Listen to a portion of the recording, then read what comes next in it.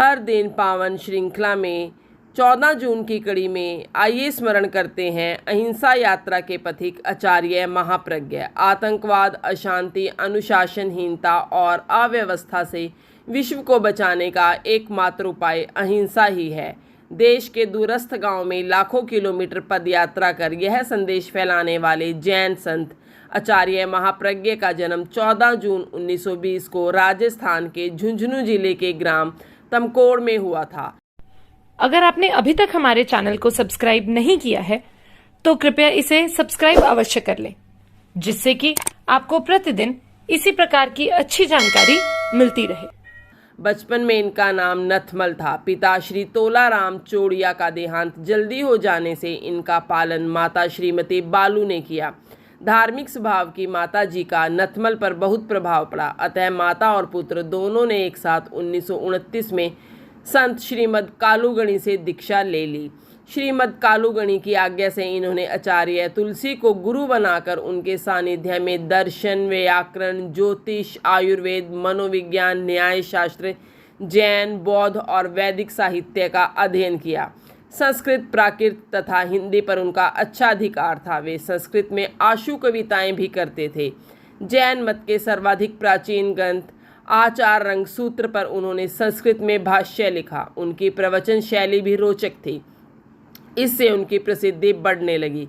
उनके विचार और व्यवहार को देखकर आचार्य तुलसी ने 1965 में उन्हें अपने धर्म संघ का निकाय सचिव बनाया। इस प्रशासनिक दायित्व का समुचित निर्वाह करने पर उन्हें 1969 में युवाचार्य एवं 1978 में महाप्रज्ञ घोषित किया गया। 1998 में आचार्य तुलसी ने अपना पद विसर्जित कर इन्हें जैन श्वेतांबर तेरा पंथ धर्म संघ के 10वें आचार्य पद पर अभिषिक्त कर दिया। आचार्य महाप्रज्ञ ने अपने गुरु आचार्य तुलसी द्वारा 1949 में प्रारंभ किए गए अणुव्रत आंदोलन के विकास में भरपूर योगदान दिया। 1947 के बाद जहां एक और भारत में भौतिक समृद्धि बढ़ी, वहीं अहिंसा, शांति, दंगे और बढ़ने लगे। वैश्वीकरण भी अनेक नई समस्याएं लेकर आया। आचार्य जी ने अनुभव किया कि इन समस्याओं का समाधान अहिंसा ही है, अतः उन्होंने 2001 से 2009 तक अहिंसा यात्रा का आयोजन किया। इस दौरान लगभग 1 लाख किलोमीटर की पदयात्रा कर वे 10,000 ग्रामों में गए। लाखों लोगों ने उनसे प्रभावित होकर मांस, मदिरा आदि को सदा के लिए त्याग दिया। भौतिकवादी युग में मानसिक तनाव, व्यस्तता व अवसाद आदि के कारण लोगों के व्यक्तिगत एवं पारिवारिक जीवन को चौपट होता देख आचार्य जी ने साधना की सरल पद्धति प्रेक्षा ध्यान को प्रचलित किया। इसमें कठोर कर्म कांड, उपवास या शरीर को अत्यधिक कष्ट देने की आवश्यकता नहीं होती।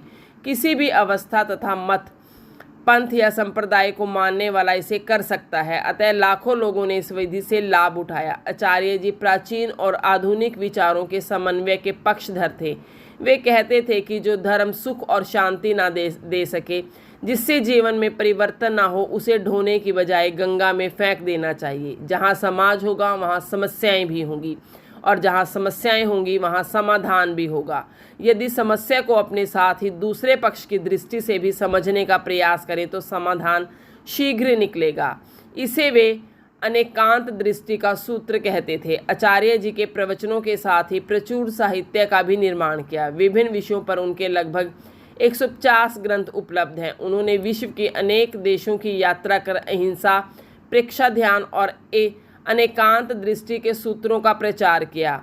उन्हें अनेक उपाधियों से विभूषित किया गया। 9 मई 2010 को जिला चुरू के सरदार शहर में हृदयाघात से उनका निधन हो गया। भारत माता की जय।